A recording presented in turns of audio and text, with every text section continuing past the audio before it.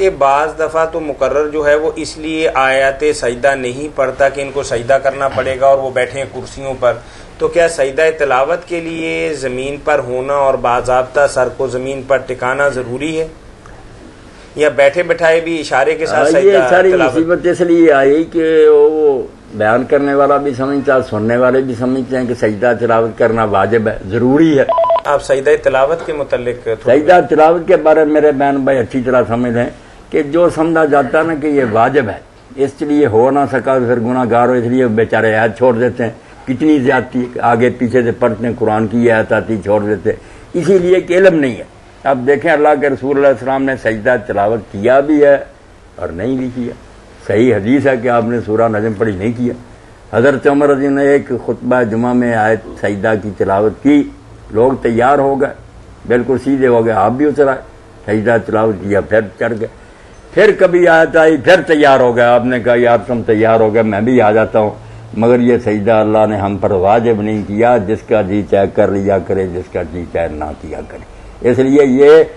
کوئی واجب نہیں، اعلان کیا لوگوں کے سامنے، ایک بھی نہیں بولا کہ آپ غلط مسئلہ کریں، واجب وغیرہ کو تو بھول جائیں۔ ایک نیک بات ضرور ہے کہ کر لیا کبھی چھوڑ بھی دیا کوئی، ایک تو یہ مسئلہ، اور دوسرا کہ اس کے لیے وضو،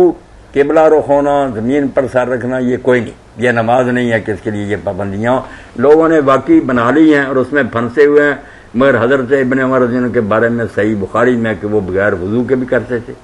کئی لوگوں کے بارے میں کہ وہ راستہ چلتے پڑھتے جاتے تھے، اور امام ابن حزم لکھتے ہیں کہ اگر حیض والی عورت ہے تو وہ نہیں سجدہ زمین پر، تو ذرا کا سر چکا دے، اسی طرح دوسرا آدمی تھوڑا سا سر خم کرتے، سجدت للہ، اللہ میں تیرے سامنے جھک گیا، اللہ اللہ خیر صلاح، بات ختم ہوئی۔ تو کوئی ایسی پریشانی کی بات نہیں، آیت نہ چھوڑا کریں، آیت پڑھیں، سجدہ تلاوت ہو گیا تو بسم اللہ، نہیں ہو گیا تو ذرا سر جھکا دیں، یہ بھی نہیں تو خیر ہی ہے، واجب نہیں کوئی نہیں۔ جی ٹھیک ہے جی جزاکم اللہ خیر۔ دو باتیں آپ نے سجدہ تلاوت کے متعلق بتائی ہیں کہ ایک تو یہ فرض عین نہیں ہے نہ